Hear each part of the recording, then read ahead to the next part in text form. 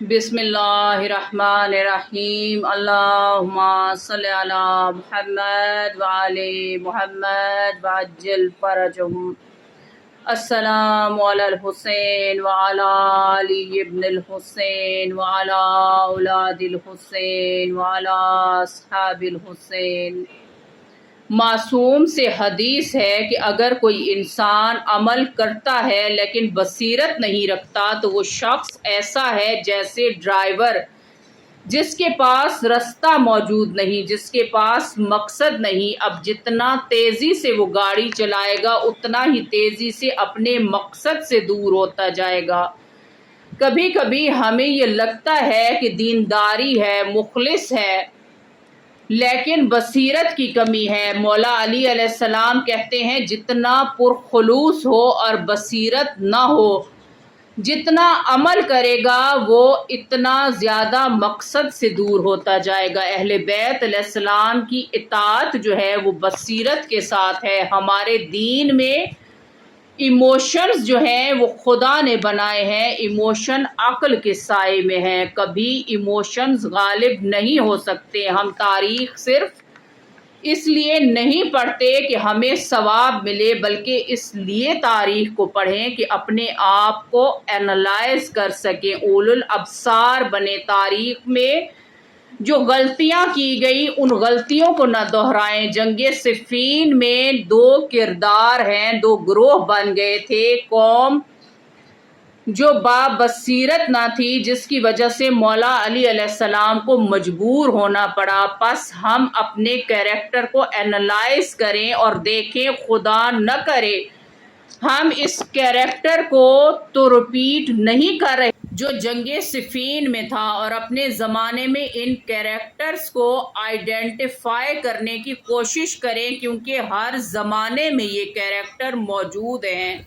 तारीख का एक हसास मोड़ कूफा में मौजूद है। शहीद रहबरे मुअज़्ज़म तहलील करते हैं कि कूफा के वाक़यात क्या थे। इमाम अलैहिस्सलाम के जो साथी हैं वो बाबसीरत होते हैं, वो अहले बैत के हुक्म के सामने सवाल नहीं करते, खुद को सबमिट करना है। दो किरदार जो कूफा में है, दोनों को आपस में कंपेयर करेंगे। इनमें से एक हानी बिन उर्वा और एक सुलेमान सुर्द खुज़ाई, दोनों कूफा के कैरेक्टर हैं। सुलेमान वो शख्स हैं कि जब पता चलता है कि अमीर शाम जो है वो नहीं रहा तो सबसे पहले सबसे आगे आगे जो जुलूस निकालने वाला है, सबके घरों में जाकर दावत देने वाला है, सबको ख़त लिखने वाला, तकरीर करने वाला और ख़त में सबसे पहले साइन करने वाला जो शख्स है वो यही सुलेमान सुर्द खुज़ाई है। लेकिन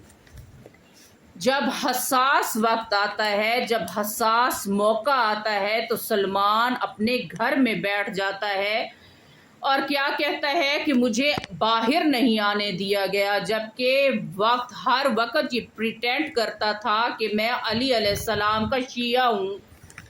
ये जो सुलेमान सुर्द खुज़ाई हैं ये बड़ी शख्सियत के मालिक थे। अगर ये बोलता तो जिस तरह करबला के बाद तवाबीन का लश्कर जो कम अज़ कम 4000 का लश्कर था, वैसा ही लश्कर या उससे भी ज़्यादा तादाद में लश्कर तैयार हो जाता।